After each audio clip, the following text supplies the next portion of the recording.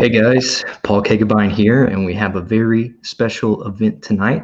I'm here to have a conversation with my friend and coworker, Jacob Flores, who some of you may recognize from working the front desk at the library or hosting our popular Bingo for Books program. But I imagine most of you are tuning in tonight for Jacob Flores, the musician, and not just the bingo host. So Jacob's a musician and songwriter based right here in Hot Springs, and he performs a wide variety of music styles in both American and Latin American genres and influences. So I'm interviewing him tonight because he was voted the 2020 Sentinel Record Reader's Choice winner for Hot Springs #1 performer. That's quite a mouthful. And it's actually the second year in a row winning this award. So congratulations, Jacob. Thank you. Thank you. Absolutely. So what's up, man? How's life treating you? Man, life is 2020. Can say no more. You know, it's been a crazy year. But I'm speaking of that award, to win it, especially this year, it was crazy, and I'm super grateful, and especially to the library, which I'm sure we'll touch base on. But I've been a worker there for years and years and years, and but also to the community for voting for me and just supporting me, giving me that honor. So. Right here, and I'm excited to get to do this interview with you, who I went to school with. We'll touch on that. So absolutely, I'm going to mention that. So we're going to cover a ton of stuff tonight. But if anyone watching live on Facebook or YouTube has any questions, or even just a comment, or maybe a song request for Jacob, please drop a comment, and I'll get to as many as I can. So Jacob, before we get into any specific topics, I want to give you an opportunity to introduce yourself and your music in more detail in your own words. So go right ahead. Awesome. Well, thank you, Jacob Flores. I'm a local musician here in Hot Springs. I've lived in Hot Springs since I was just about 10 years old. I'm originally from Lubbock, Texas. We got some people back home tuning in, some family and friends. So hi, guys.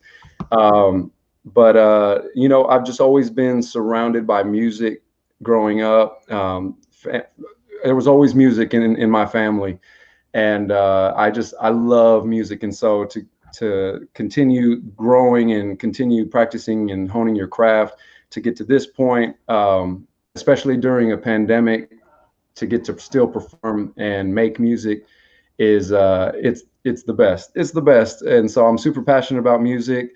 I'm a one-man band. So I don't have a drum on my back and a tambourine like traditionally, but I play keyboard and guitar, and I do live looping, which just lets me loop and record multiple tracks upon each other, and just to get a full sound. And the favorite thing about music is the performance for me, is just getting in. There's nothing like the energy of getting in front of a crowd, even if it's just a couple people or a packed house.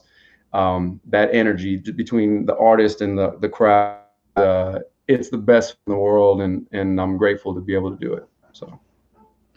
So you say you're a one-man band. Other than guitar, vocals, and some keyboard, what are the other roles that you play in the band that is you? Is me. I would say probably the most important instrument is definitely cowbell. I've been really practicing the past couple of years trying to get that down, you know. But no, my keyboard allows me to throw in several sounds, and so I joke that I was about to buy a cello on Friday, which I would love to do, but I can play strings, so cello and strings on the keyboard, so it's kind of like playing piano. But just I do have a little banana shaker, and so some percussion instrumentation, and then just vocals and guitar, and yeah. What about the behind the scenes jobs? Are you your own manager? I'm my own manager. I wish I had an agent. I wish I had a manager.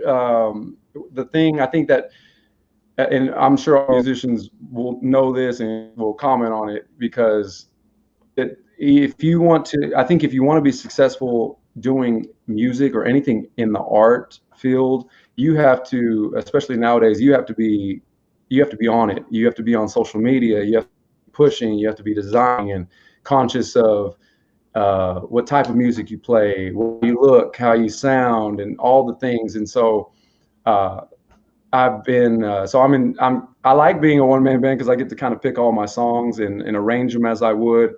But also as far as booking gigs, I started kind of embarrassing, but I had little cards I printed out in Microsoft Word. It was just on a regular piece of paper, and I think it had my name and email. And I walked into some local restaurants years ago in a full mariachi suit. I was very brave, and gave it to them and just said, "Hey, if you guys need any music, I'd love to perform for free. Just I'd love to show you what I got. Let me, and just so happened that I got in one place, and then word of mouth kind of got me into another place, and thankfully that's caught on for the past. I think I've been playing consistently now for about going on 8 years, 7 or 8 years. Of just booking your own shows, always scheduling something, and so yeah. One of these days, I always joke, I'm also my own roadie, and that's the fun part about being a musician, especially a band of one, because that's the hardest part. Getting up in front of people playing, you're doing what you love, but it's the loading in, it's the setting up in the heat, and sometimes I'm in a mariachi suit, and you're hot, and then you have to get in the right mind frame and perform. And then you have to tear down and get your equipment up, and that my back, just all the long hours that goes into it. But I feel like if you keep working at something and you put in the work, it'll pay off. And I've been very blessed this far in my journey in life. And so I always joke, one of these days maybe someone will knock on my dressing room door and say, "Mr. Flores, you're all set up. Just come out and sing." And so that'll be the day. But until then, I'm my own agent, manager, roadie, crew, and yeah, whatever hat I need to wear. It's a lot of responsibility. It is. So let's go back to the beginning. What was your life like growing up, leading up to you realizing that music was your passion? Like I said, I grew up, and what a blessing. I'm going to say that word a lot, because growing up around music, and not till I was older did I realize that's not everybody's childhood. That's not. But like growing up, I remember I always tell the story of being my son's age in the Mexican restaurants, and I would watch my dad and my uncles and cousins play. They were in a mariachi, and I just remember thinking like, that's so cool, and especially them wearing their mariachi suits. They look like knights in shining armor to a little kid, And so I thought, man, I would love to do that and get up and perform in front of people and wear those shiny pants one of these days.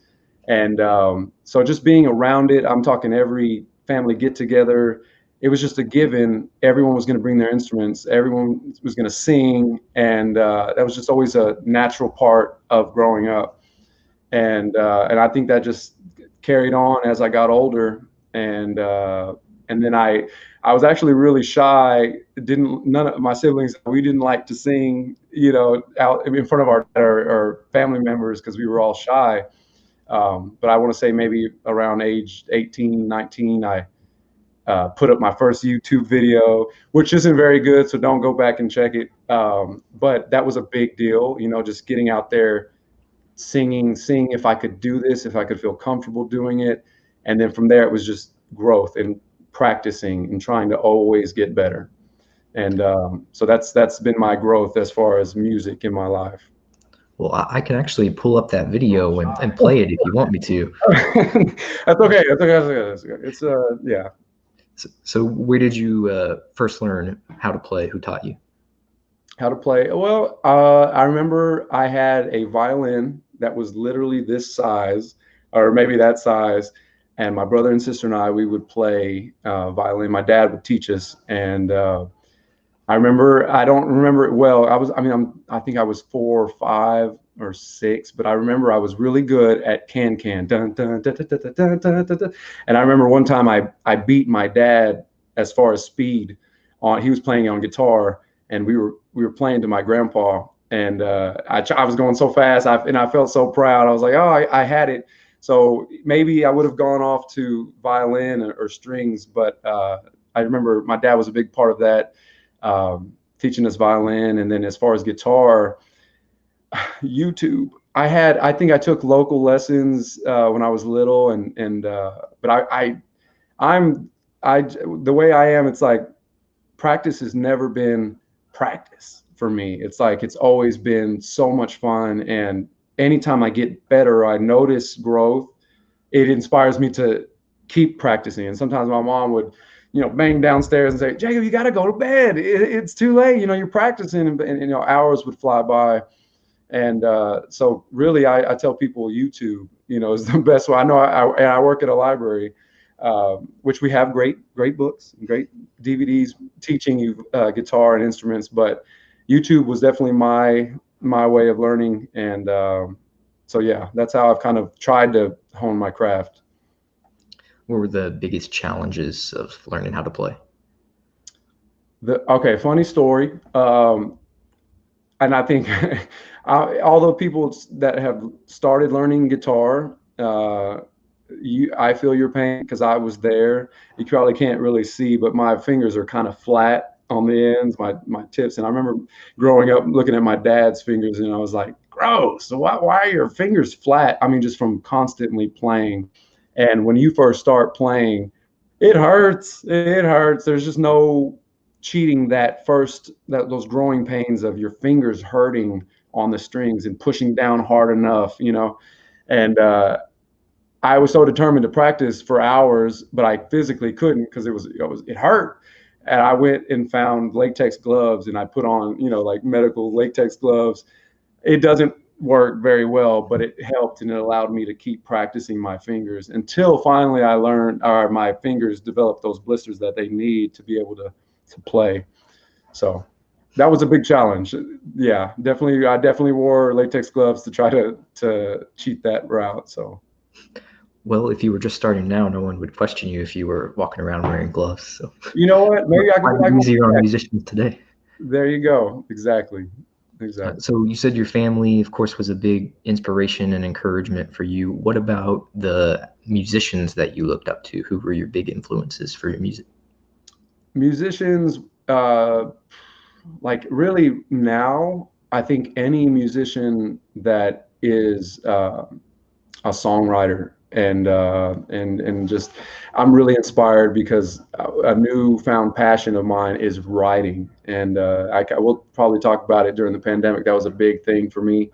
But I love Chris Stapleton. I love vocals and I love songwriting, and so passionate singers. And I think that probably is influenced from growing up around mariachi musicians and just hearing that music. That the thing with that music is that you have to be passionate when you sing. I mean, you just can't kind of get up there, and because these songs are telling stories, they're they're telling stories and full of passion, and you have to show that in order for it to come off genuine to the audience. And so my dad, for one, I know he's probably watching right now. Definitely to you, Dad. I said I got to throw out a shout out. I love his voice, and then also just growing up, I was the kid that would stay up late when I was supposed to be asleep, but I would turn on the TV and I would watch the late night infomercials of like the 50 cassettes of old soul oldies, 50s, 60s, and 70s, and seeing voices like Perry Como and the Temptations and Al Green and these like soulful voices. I loved it because I think what those types of voices do for me, they make you feel something. And I think that's like the best thing you can do as an artist is when you're performing or you're singing something, is making someone feel something. And so if I feel something, and I don't care if it's country, if it's mariachi, if it's, any type of music, if it comes across and I'm feeling it, and I think that's like the ultimate thing you want. And so there's too many artists to name, but really just the passionate ones and the songwriters I really gravitate towards. So you and I both went to Hot Springs High School. Go Trojans. You were a grade above me, but I remember you were on the football team, and the stereotype you see in movies like High School Musical is that the jock and the theater kid or the band kid are, totally incompatible. Did you ever go through any kind of conflict in any way yourself? Not at all. Now again, in high school, I wouldn't say I was a jock, but I was kind of a jock.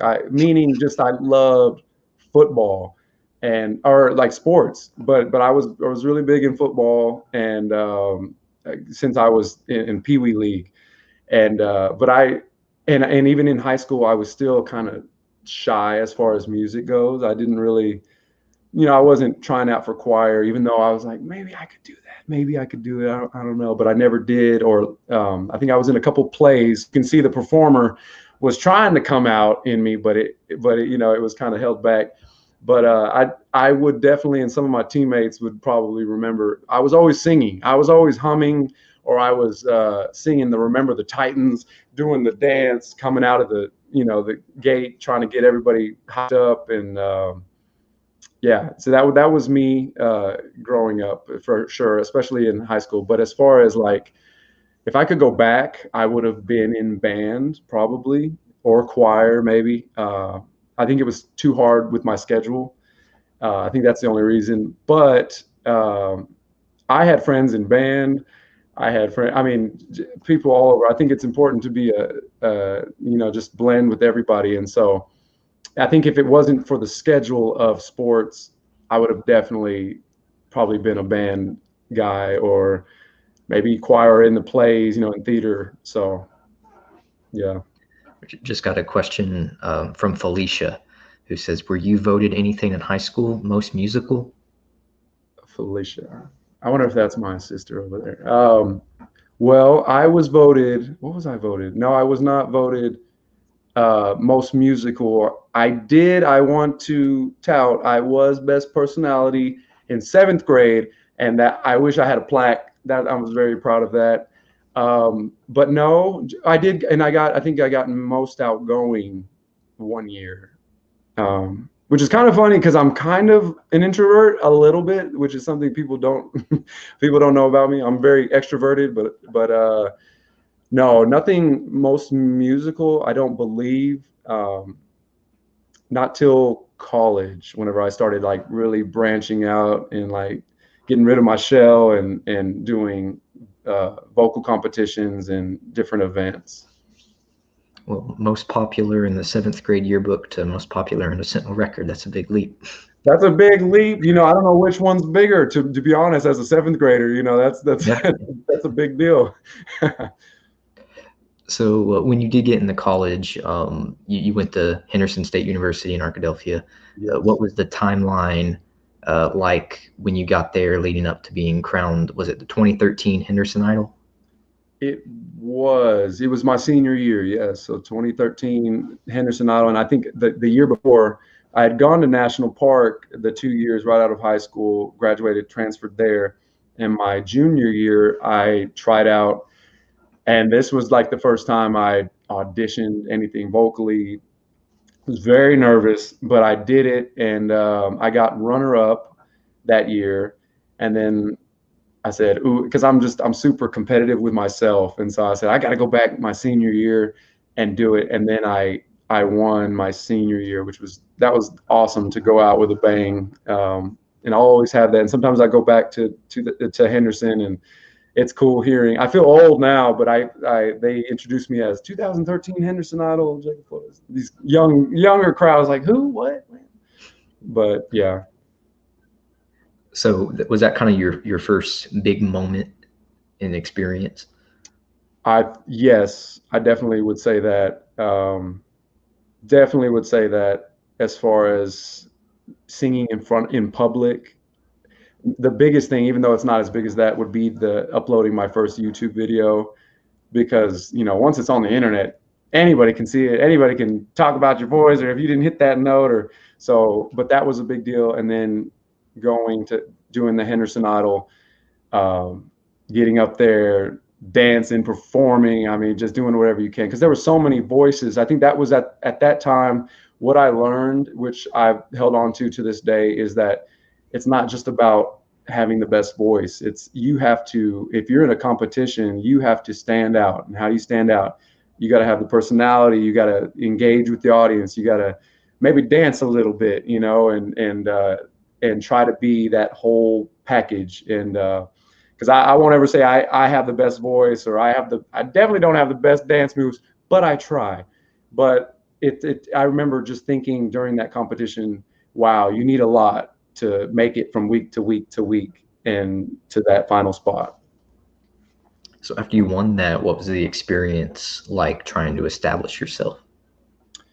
Well, it's kind of strange how things just kind of fall into place. I graduated that May 2013, and then randomly American Idol was in Little Rock on a bus tour right before the big show started, and they were rounding up singers, and I auditioned there, and I'll never forget. I think it was at the President Clinton Library, and I got there at like 5 a.m. and I was already late. The line was so far back, and I'm extra, so I was in a mariachi suit, and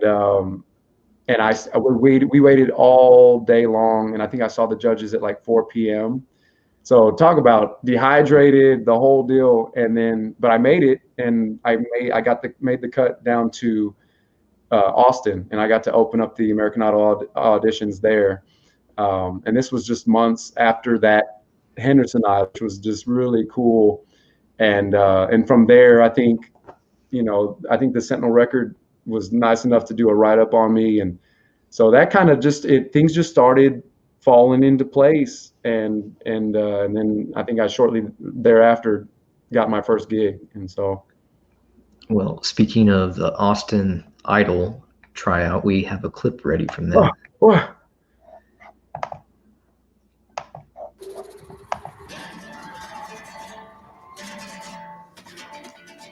Such a pleasure to be here today. What's your name? Jacob Flores. Jacob, and where are you from? Hot Springs, Arkansas. Where on earth is that? Little Rock? You know what I love most about you? After everything you say, you strum that same chord. Just say something and have you play a chord? Yes. So he's got to find the fitting chord for what you say. Okay, Jennifer, you look lovely today. Jennifer, you don't look so good today. Jennifer, you could look good. No!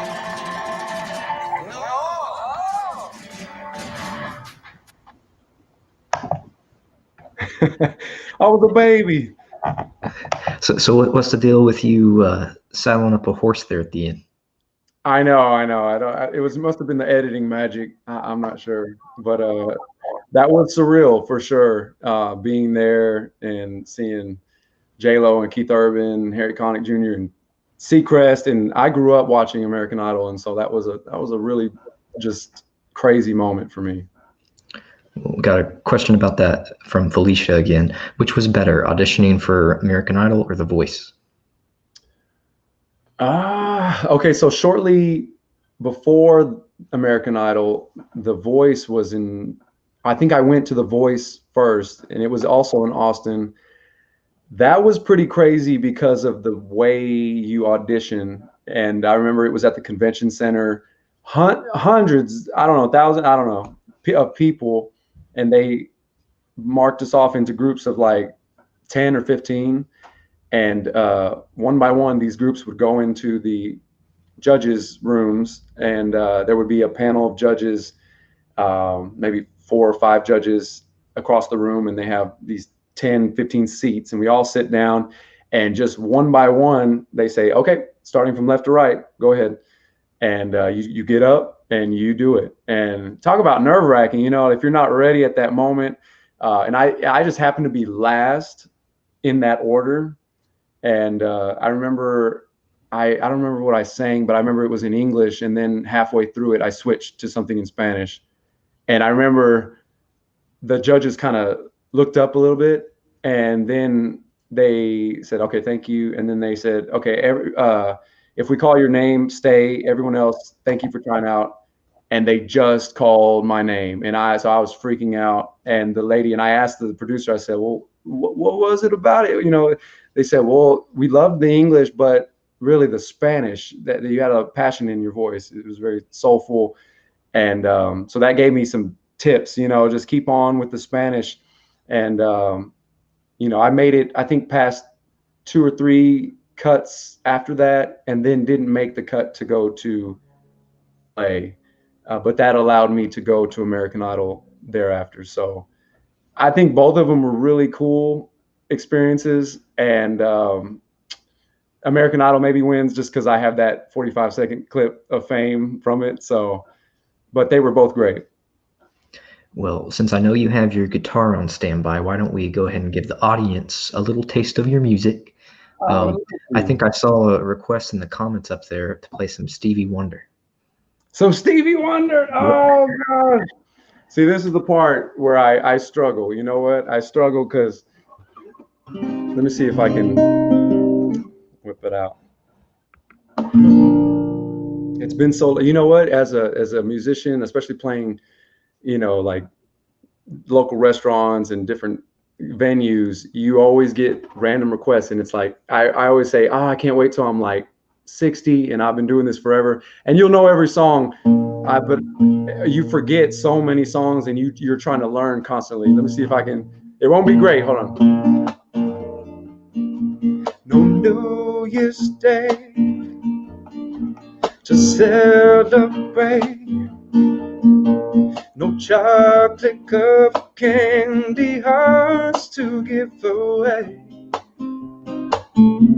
No first of spring, no song to sing. In fact, it's just another ordinary day. And then it goes away. So that. I'll give you a sample of some Stevie. I can't believe I pulled that out of a hat. Hope that was okay for who requested that. Let's see, we also got a shout out from Milu. Hi from New York. Hello, Milu from New York. Wow. Okay. Thank you for tuning in. So, what would you say have been we talked about auditions. What were some of your biggest live performances in your career? Live performances, probably that American Idol audition was really, it was really crazy. Just because of being in front of those judges and just all the success they've had, and they're zeroed in on you, the whole time. And so that was, I mean, like the public concerts and whatnot. Concerts. You know what? I actually got the honor of being flown to Washington, D.C. I think this was about 2 or 3 years ago. It was for the 451st National Guard birthday gala in Washington, D.C. It was during Christmas time, and it was a huge, I forget what hotel it was at, but it was a huge ballroom, and I played during their dinner, and then I also sang, I think, America the Beautiful. But this was I didn't know this at the time, but I knew it was going to be a military event, but this was a room full of like generals, retired, active. I mean, just very legit. And so I'm just thinking, please don't mess up. It's just me up there with my guitar, and it went really well, and nicest people you could imagine. And so that was a big deal. That was almost 1,000 people in that room, all just eyed in on you. Other than that, just, I think once you get to a certain point of like that was really big for me. Doing American Idol was really big, meaning like nerve-wracking, like, okay, this is a new type of audition or performance. I played it at Magic Springs, gotten to open up for some great bands a couple times. And, it's like once you get to a certain point, it doesn't matter if there's thousands of people or it's just 100 people or less, because you're up there, you don't let the nerves get you, and you kind of lose sight of the crowd, and you just are in your zone doing your thing.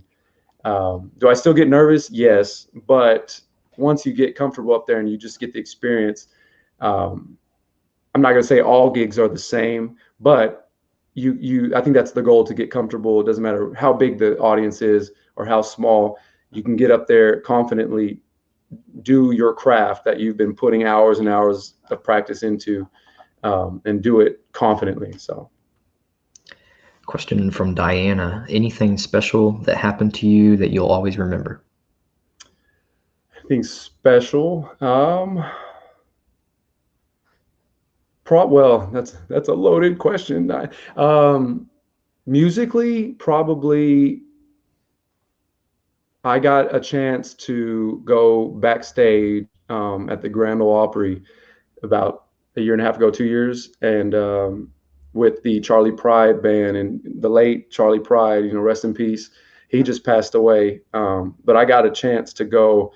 I'm buddies with the drummer, Derek, and he was kind enough to take me backstage, show me the whole load-in process for all the artist entrance, and I just remember being back there and just the history of that place, and looking out on the stage. There's a little circular wooden cutout that apparently was where Elvis played on that piece of wood in the old Ryman, and so just a lot of history in it. And then I mean, there were big names there that night. Blake Shelton scoots past me and goes out there and sings. Luke Holmes, excuse me, tap me on the shoulder, excuse me. They're making their way out. I just remember thinking, like, wow, this is the top, and just being back here, I'm trying to soak it up and just remember every moment, because I want to be back. I want to be back there one day and maybe perform myself. So that was one moment. And you've gone to Nashville to record twice? Several trips, but these past couple months, I have gone back and forth 5 or 6 times, recording my second studio album, and during a pandemic, which was crazy. But yeah, my first CD, I had gone down to Austin, Texas, right outside Austin, in Wimberley, Texas, and recorded there. And I loved the studio. But the second album, I thought, what artist doesn't want to go to Nashville? You know what I mean? It's just one of those things. If you're in medical school, you want to go to the best medical school. If you're a musician or a songwriter, you want to go to Nashville. And so that was the destination I chose, and couldn't be happier that I did, which we'll probably talk about. Absolutely. I do have a clip ready for when you went to Nashville, so let me pull that up real quick. Save me, oh, don't we give this one more try?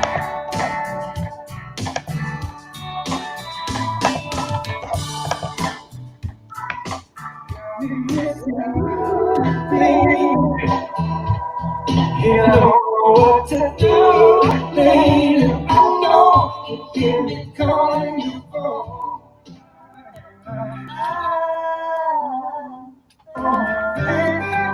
Don't you know that I'm going crazy for you? I'm gonna find you. So let's make this right. Oh no, come closer. Oh no, so let's make this right. Oh no, come closer to me.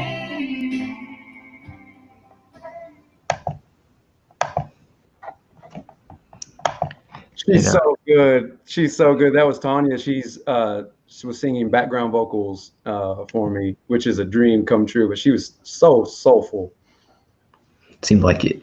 So we'll get into your new album here in a little bit. But going back to Diana's question, she asked something special you remember. I'm gonna flip that around. How about you share an embarrassing moment in that scene with us? An embarrassing moment? Oh my goodness. Okay, musically, let me see.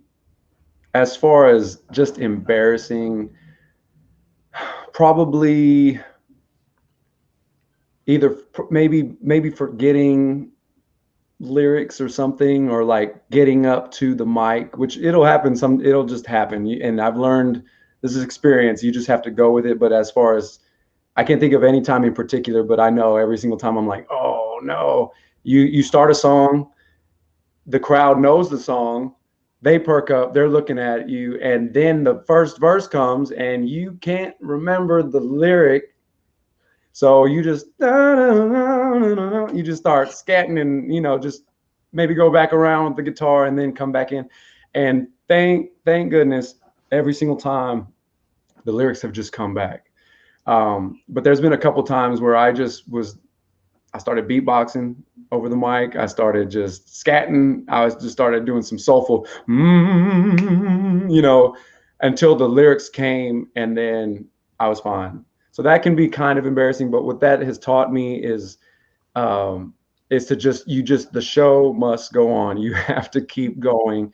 And a lot of times what I've learned is that if you don't show that you're uncomfortable and you're, you know, nervous or you messed up, the audience has no idea. So yeah, just got to improvise. You got to improvise. So what are some, what's your behind the scenes process when you're booking at a new venue or a performance? What are you looking for? How is that deal going down on your end? Well, I look at, I've been blessed. A lot of the restaurants I've been playing at for a while now, but I just remember walking into, say I was playing at one and I went into another one. I gave my card to the owners or the manager and said, hey, you know what, if you guys have live music, I play here and I would love to. I mean, you have great food, and I always check out the food. I'm a foodie, number one, so it's wonderful. And the places I play at, I'm going to brag on them. The food is always excellent. And so that's a big thing, is like you want to play somewhere with good food and good staff and just a friendly family environment, because that's what brings people out. You know, that's the whole goal. And I'm fortunate enough to play in several places like that. And so you're always just looking for new venues and new opportunities. And I even play at, I thought, you know, a while back I said, you know, I play during the evenings, but there's 12 hours during the day. And so I thought, well, let me reach out to a lot of these retirement homes and nursing homes. And I've been blessed to be able to play at several here locally in town and just around Central Arkansas, which are some of the most fun gigs. Haven't been able to do it now during the pandemic, but you know, just anyway, I think there's always a need and always a want for music. And so that helps, you know, and so, and then of course your presentation, you know, well, hey, here's my legit card years later, not on a little piece of paper, you know, and just try to hone your skills, be professional, and hopefully they want, you know, whatever the venue is, they want to, okay, well, you know what, I see something in this guy, let's bring him on. And so that's just been kind of the way I've gone about it. Are there any red flags that ever tell you that a gig may not be the best idea for you? Well, I'm competitive with myself. And so anytime I get presented with challenges, it's like, okay, well, what do I need to do to overcome this? I knew really quickly growing up, my little quick story, my dad used to come and sing with the mariachi at my school, and for like Cinco de Mayo and different events. And so I learned really quickly going into a school, and I play at some schools around town, and I played at my son's school several times. These guys don't play. This elementary, kindergarten to fifth grade, they will judge you or they will love you. And it's up to you to be genuine and get out there and get them dancing and just, you know, give them that energy. And so that's a challenging, but also it's probably my favorite group to play in front of at schools, because you don't know, kids will shout out things, hey, play this, and okay, all right, bud, let's do it. And you just got to change your set and go with it, you know? And so, and more often than not, those kids are having so much fun that it makes it all worth it.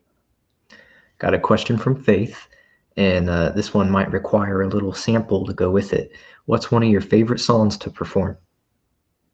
Oh, my favorite songs to perform. Well, speaking of the album, I probably one of the singles, Extra, which I wrote during the pandemic. And I would love to give you a sample if that's okay. This is mainly because writing is so big for me. I love, love, love, love writing. And so to go to a studio and play a song that I was sitting on my couch when we were all off work and writing this song and struggling, like, oh, this rhymes with this, and oh, okay, I'm gonna make this the second verse, not the putting it all together, going to a studio and seeing it come alive is like the best feeling. And so this is not going to be near as good as the recorded version will be, but this is called Extra. I wrote this about a girl that was just so extra. So this is Extra.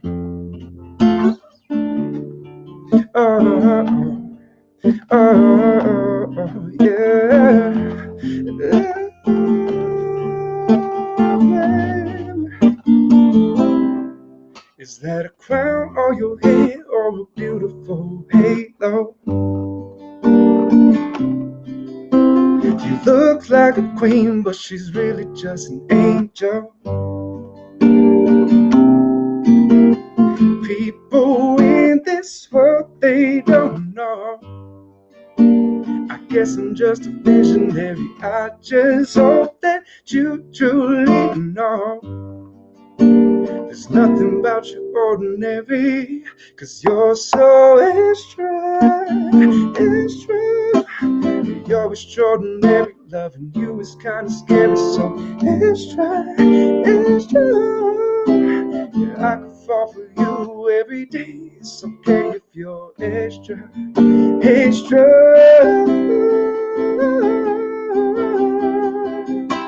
'Cause all the rest are ordinary. Yeah, you make all the rest ordinary, and I want extra. You're hard to describe, you're something like a rainbow. Your treasure shines so bright,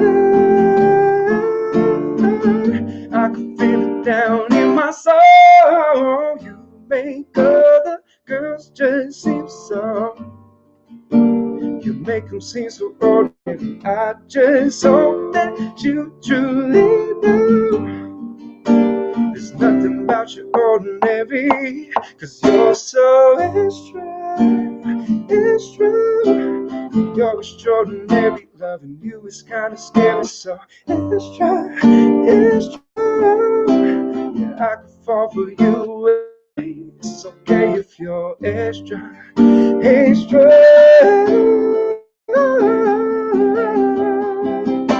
'Cause all the rest are ordinary.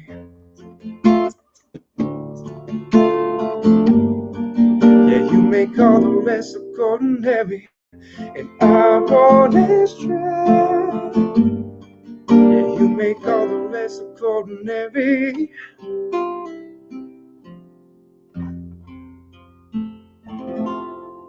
Extra. Thank you, thank you. So that was an original. Yes. So what's the creative process like for your original music?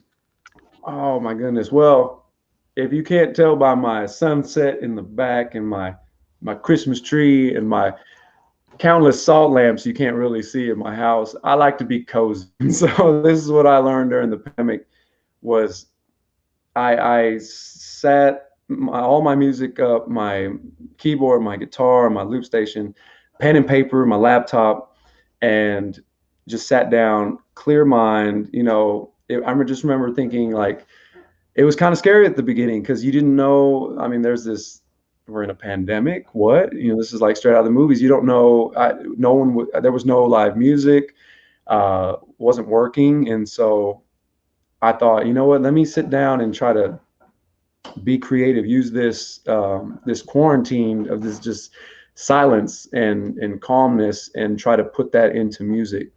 And the first day, you know, I'd write a line or so, and then I came up with the melody, and I was like, okay, I like this melody. I started putting keyboard in it and maybe some organ, but I couldn't figure out the lyrics. And so That's fine. Go to bed, think about it, wake up the next day, and I have it. And I had another line, and literally I got a routine that was so crazy. That was like, and then they just started flowing.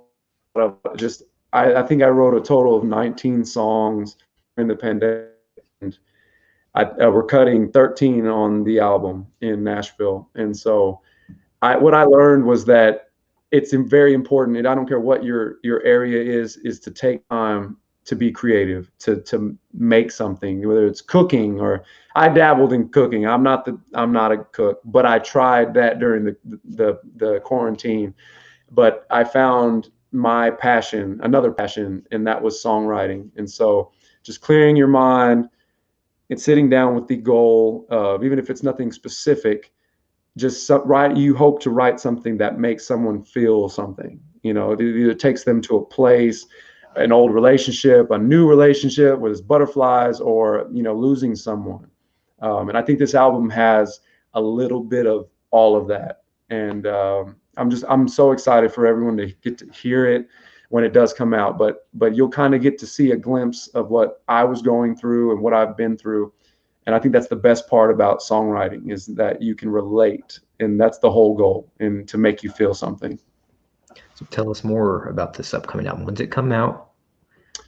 So it's been tough during the pandemic. Thank goodness my engineer actually just came down with COVID, and he's absolutely great now. He's recovered, and so what we're doing is working remotely. And I'll have Zoom meetings, give production notes, and like, ooh, I love the guitar on this. Can we turn that up? Oh, can we do this harmony with the vocal? And then he'll take the notes, and we'll edit. And my producer, Dean Miller, he comes in and has gotten these amazing musicians to come in and work on this album, all of which I completely lucked out on, because these musicians, Danny Rader was one of them in that video I made, and he's like American Country Music Award Guitarist of the Year or Musician of the Year, I think back in 2016. But all these guys are usually on tour with big time, just the big time, Chris Stapleton, Keith Urban, all these guys, and the pandemic shut everyone down. And so what are these musicians behind the scenes that are so amazing? What are they doing? Well, a lot of them are in Nashville doing recording sessions for people, being hired as a session musician. And I lucked out going to Nashville at this time and getting to work with these musicians. Even Tanya, the background vocalist, she's been on every record. And so to have that on a project that I'm working on, just incredibly blessed and grateful and humble, because whenever you're working with people like that, that's like label level, and you just hope you bring your A game and you hit your notes, and you put out a product that you'd be proud of. And this is your second album. This is my second album, and I wish I could tell you when it's coming out. I keep saying soon. Right now, we're still editing some instrumentals. Then it's going to go on to getting mastered, and then it will be. Well, I'll probably release a couple singles, one or two, and then the album will come out. So I'm definitely this upcoming year, towards the beginning of the year, I'm hoping, and I'm just asking everyone to be patient, because this is my baby, and I'm so excited to get to share it with everybody, especially everybody that supported me, and everyone that I've seen at a gig that's asked, hey, when's it coming out? Keep up the work, because it's been a lot of work. And any musician that records knows that it's a process, and it is your baby, and so I don't want to rush it, but it's coming soon. And I wish I had a title for you. I still haven't figured that out yet, but coming soon, and I'm really excited about it. And I think you guys are going to enjoy it. So what are the big differences creatively on this album compared to your first one? This album, I want to say just the maturity as an artist. I'm older now. I think I recorded in 2015. That was my first time in a studio as a pup, just wet behind the ears. Didn't know what it was like, what to expect.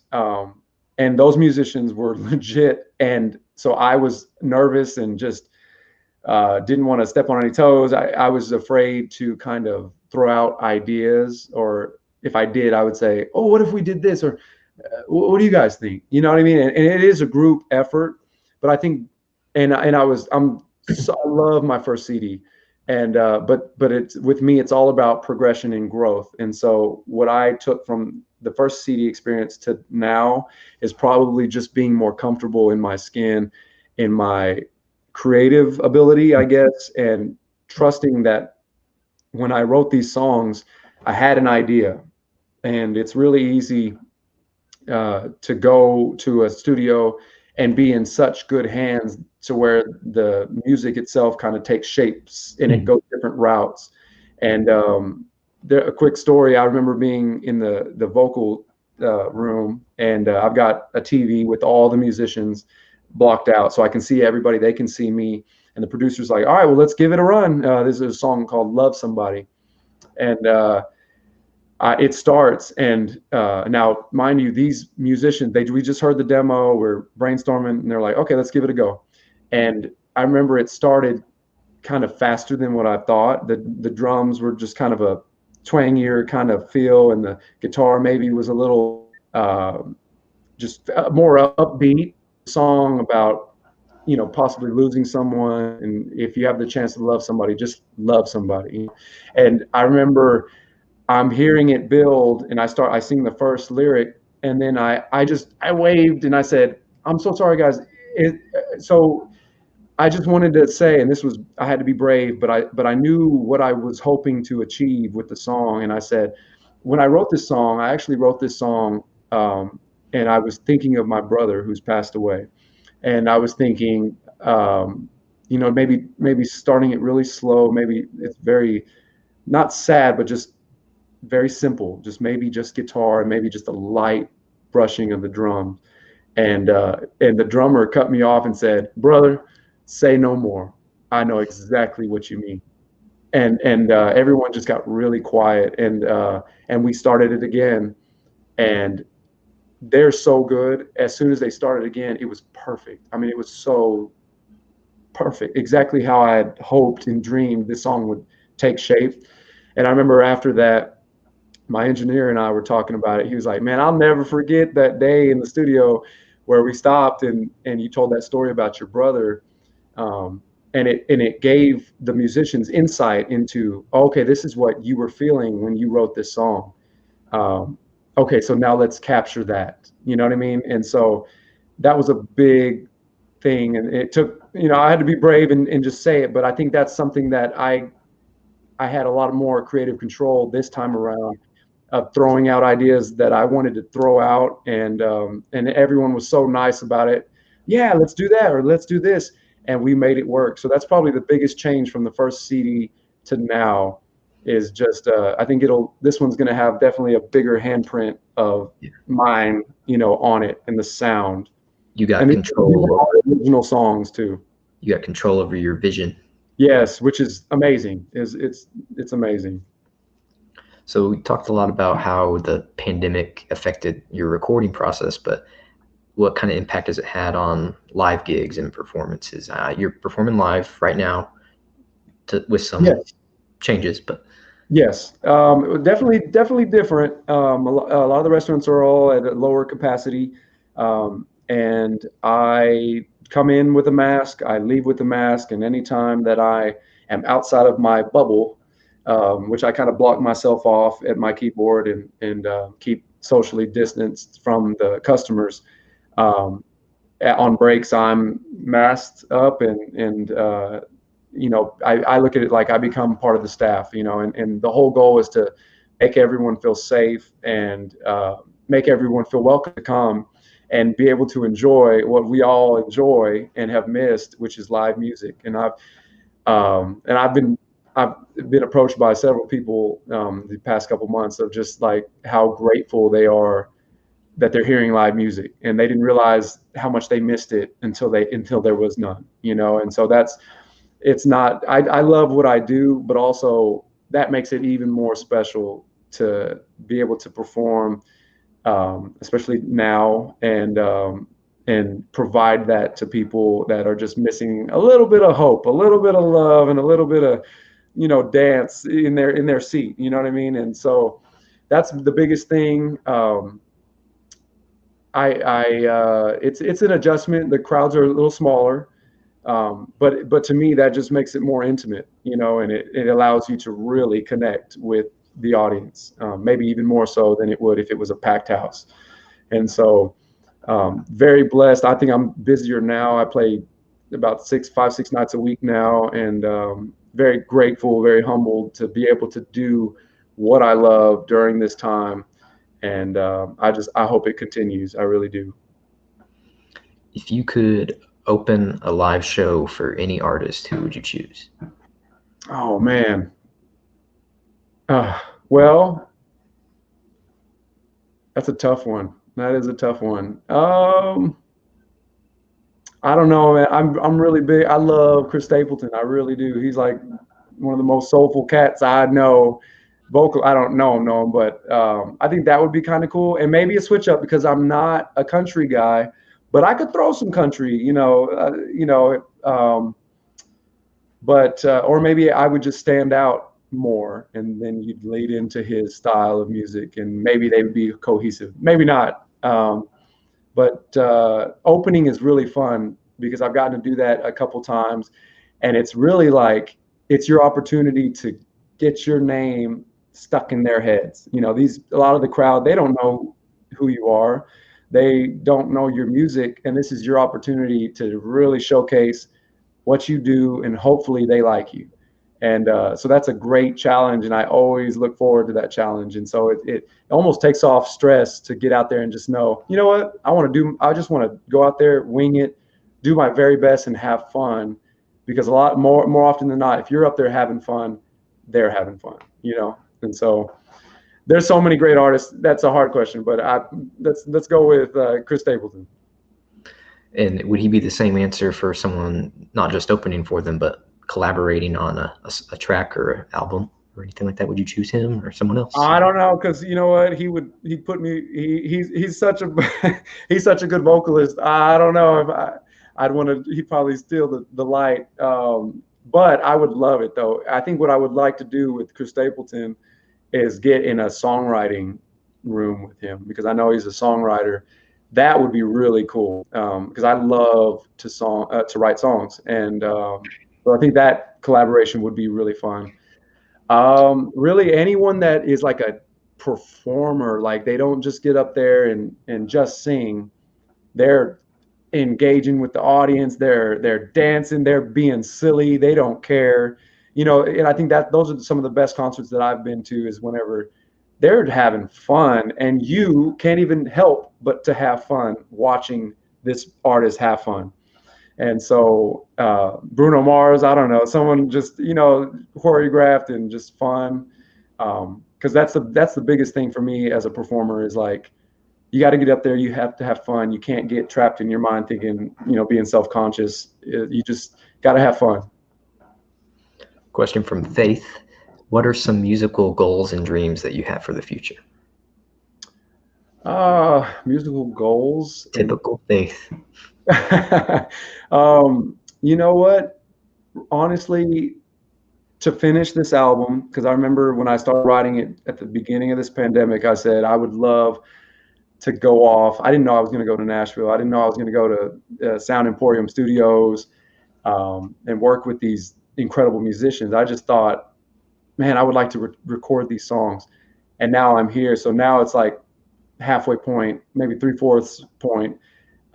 Finish this album, get it out streaming. And honestly, it's not about the commercial success, although you want it to blow up and you want to be on tour and all that stuff.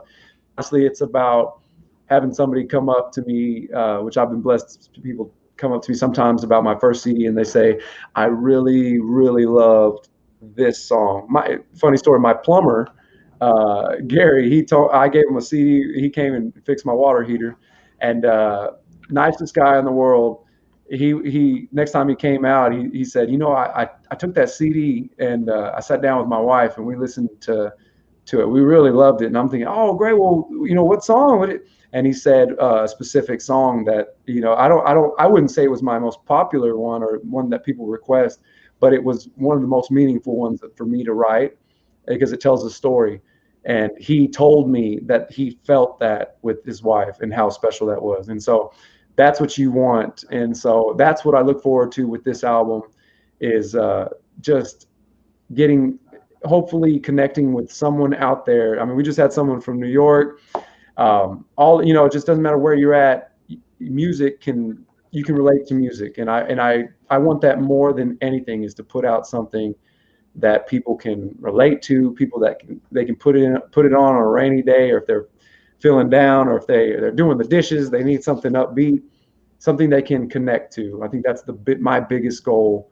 And just to continue getting to perform, because like I said, there's nothing like that energy to me, getting in front of people and doing what you love. That's like the biggest blessing. Got another audience question. If we want to book you for a gig, how do we do that? Oh, good question. I'm gonna shamelessly plug myself right now. JacobFloresMusic.com. I think it's on the screen there. There's a book me tab. I've got a calendar on there as well. You can kind of see where I'm at if you wanted to come hear me and see if you like me. It has all my venues and times on there. But yeah, JacobFloresMusic.com. You can email me there. Everything's on that website. And I just had a wedding Zoom meeting today as far as a wedding I'm going to do in 2022. And so weddings, private parties, special aids, name it. So you can definitely reach me there. So what are the most and least effective ways that you found to promote yourself and your music? Probably, definitely most effective is social media. And I tell you what, I would not do social media if I wasn't a musician, because I think you have to. I mean, that's the way the world is today.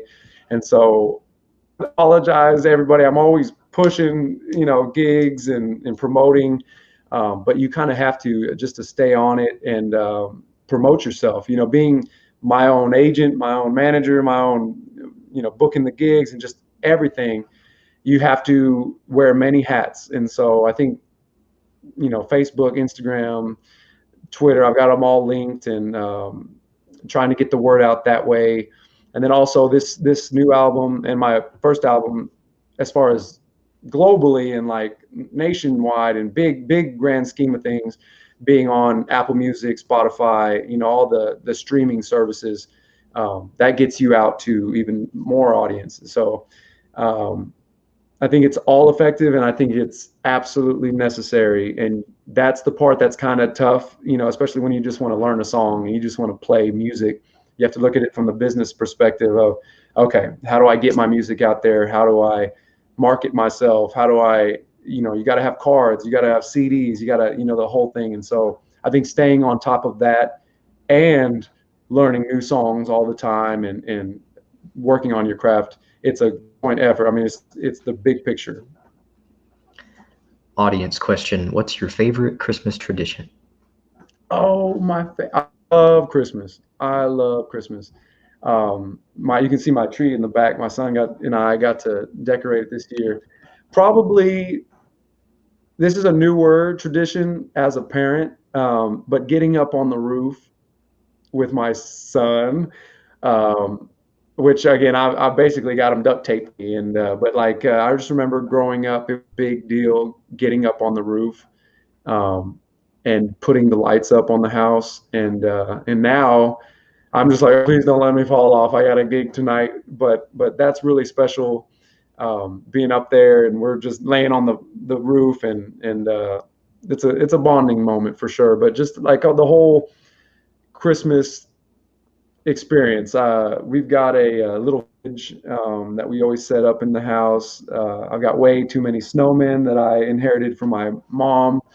So the house is very, very winter wonderland right now, but that's wonderful, and I wouldn't change anything about it. And especially this year, it's like being able to carry that on, even though it's a pandemic. It's been such a crazy year. On to those family traditions and the special moments. That's what it's all about. All right, so I've got a little game for us to play. I'm Nice. gonna name a well-known pop or rock artist or group, and I want you to play the role of the critic and give us a quick on-the-spot review. Okay. So let's start with this one's for our coworker Kalisha. Elvis Presley. Oh, Elvis Presley. Okay, real quick review. Performer, just a flat-out natural performer. With his dance moves. I mean, soulful gospel voice, but the fact that he got out, he did his thing. I totally respect that from a performer standpoint. So excellent performer. The Beatles. The Beatles. Oh, I've listened to some great Beatles CDs. Have got me through some times in my life. Great music, great songwriting, and great songwriting as far as music. I mean, it's the combinations of different sounds all coming together in just classic Beatles. Bob Marley. Could this be love? Oh, I love Bob Marley. And you know what? In another life, I'll be a reggae one-man band because I love reggae music, and just not only because of it makes you feel good, and you can hear it, that same beat in reggaeton music. I mean, it's spread all over this world. But the fact that he wrote music that had a message, and that people are in his town, in his country, and all over the world could relate to, and songs of peace, songs of overcoming, that's just as impactful as that sound. So just incredible music, just all about peace and love, and that. Marvin Gaye. Ooh, Marvin Gaye, that high note, probably just soulful, just a soulful cat. Like I love his falsetto, and when I was younger, and I'm still trying. I'm not saying my falsetto is where it needs to be, but I've tried and tried and tried and did not give up practicing my falsetto because of guys like Marvin Gaye and Al Green. But just soulful and just making you feel that music and the organ B3s, just flat out soul. All right, moving a little more modern. Let's go with Taylor Swift. Taylor Swift. Our song is a slamming screen door, sticking out late, turning on her window. Okay, so early Taylor Swift, man, there's some songs obviously I'm not afraid to just bust out and sing. She's a songwriter, and you cannot take that away from her. That's how she got established. And I look at myself like, you know what, I was never the best singer, but maybe I can write music that's really good and make up for, or write something. And I think her voice has gotten better over time. But the thing that you couldn't deny when she first started was her songwriting. She just wrote songs, and so I respect that of her for sure. Beyonce. I see your halo. Just diva, and took over the world as far as her music, and "Body's too bootylicious for you, babe." I mean, just a lot of songs. Say My Name. I honestly, Beyonce, it's like it goes back to when I was younger, riding on the bus. We'd have our little CD players, and great songs and great voice. That's probably the first time the word bootylicious has ever been said in a library program. I'm sorry, I'll bleep it out. I'm sorry. Too late. Mariah Carey. I think everyone thinks of that high note, which props to her because it's crazy. And so just incredible vocals. I'm big on vocals. I respect like athletes like that are just like naturally just crazy athletic. Same with vocals. It's like some people just woke up like that, you know, they were born with that. And I think she's probably one of those. And you know, great songs and just crazy vocals. Ariana Grande. Ariana Grande. Same. Great vocals. I mean, incredible vocals. Very poppy. Like her voice is just made for pop. I think, and that's not a bad thing at all. But she can hit every single note, and she's just a little thing. So I mean, it's really unbelievable. And I'm pretty sure she's really young, and especially when she got started, was really young. So it makes me look at myself like, oh, I got to get back to the drawing boards and, you know, work on these vocals. So just incredibly talented. And then one more, I'll give you a freebie because you mentioned this guy a lot, Chris Stapleton. Oh, Chris Stapleton. You know what? His voice to me is just so super soulful. Just I remember about a year ago, I went and took my son and my sister and my mom to Nashville, and we saw John Mayer in concert. And it was the best concert ever. And he comes out on stage and says, hey, I just want to pause for a second. And if it's okay with you guys, a buddy of mine lives here in town, and we got in the studio last night and wrote a song. And is it okay with you guys if he comes out here and sings? Everybody, Chris Stapleton. And he comes out, and John Mayer's the best. I mean, he's legit. And when Chris Stapleton first came out and sang, something in his voice just made everybody go nuts. I mean, there's just something super soulful, and it's something that I'm always going to try to attain that when I perform or when I'm recording, is to capture something in your voice that it's what makes people feel what you're feeling. And I feel like he does that perfectly. And so I'm a big fan. So Jacob, turns out you're a good music critic. And so if when your album comes out, the reviewers give you bad reviews, you're all set to write reviews about them and as revenge with your own music reviews. Music reviewer reviews.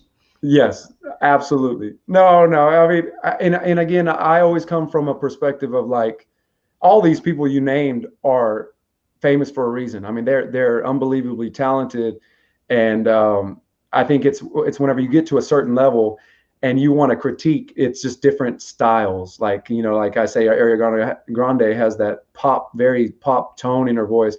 Taylor Swift has a different tone. Chris Stapleton has a different tone. So it's just your preference.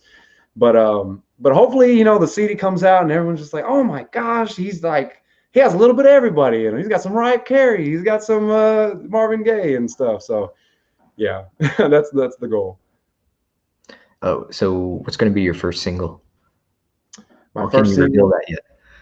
You know what? I'm gonna pause because I really want to hear, once all the 13 songs are done and mastered. I want to lay on my couch, put in my headphones, and just zone out and listen to every single song, listen to the lyrics, remember my time in the studio. You know what I mean? You're just taking it in. And I think that at that time, the album name will come to me, as well as, you know what, I think this is the single, this for sure, you know. So I'll hold off, cliffhanger on that.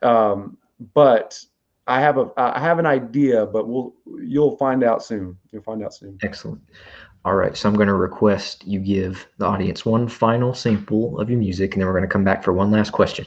So performer's choice. Performer's choice. Oh my gosh. Well, I'll tell you what.